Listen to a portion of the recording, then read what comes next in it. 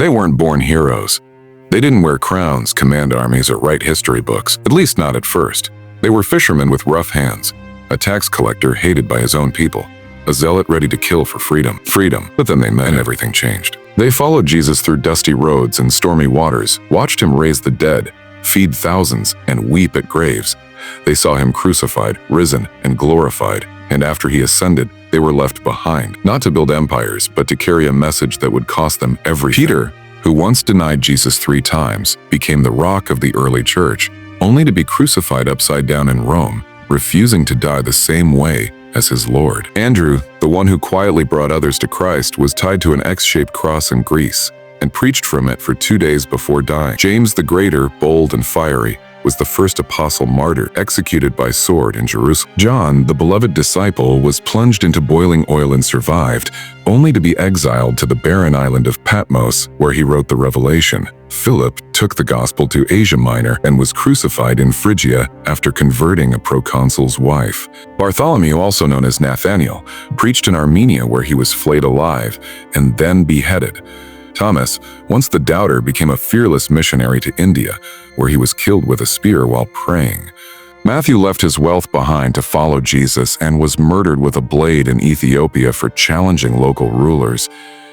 James the Less was thrown from the temple in Jerusalem, beaten and stoned until his skull was shattered with a club. Thaddeus, or Jude, carried Christ's message through Syria and Persia until he too was brutally beaten to death. Simon the Zealot, once a revolutionary, was sawed in half while preaching in Persia.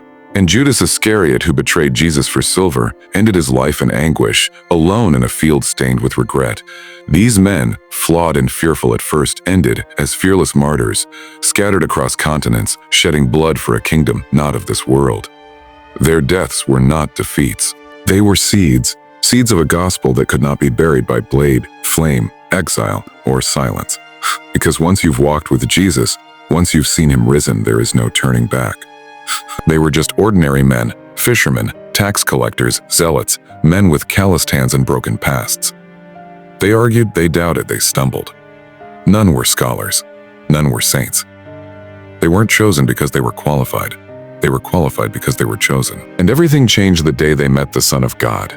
They watched with wide eyes as he turned water into wine and fed thousands with a handful of loaves. They saw him walk upon the sea, unshaken by the waves, speaking to storms as if they were servants, and they obeyed. They witnessed demons tremble at his voice, the blind open their eyes for the first time, and the dead take breath again.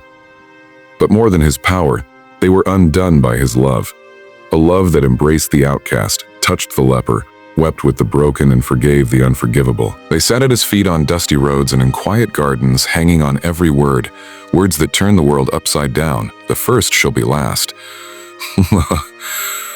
Love your enemies. Take up your cross and follow me. They didn't always understand, but they stayed. Through sleepless nights and hostile crowds, they followed. When he broke the bread and lifted the cup, they didn't know it would be the Last Supper. Not until his hands were pierced and his blood spilled upon a Roman cross. And when the world turned dark and death seemed to win, they hid in fear until the stone rolled away, until they saw him alive, risen, glorified. And in that moment, everything they feared crumbled beneath the truth. Jesus Christ had conquered death. He was not just a teacher, not just a prophet.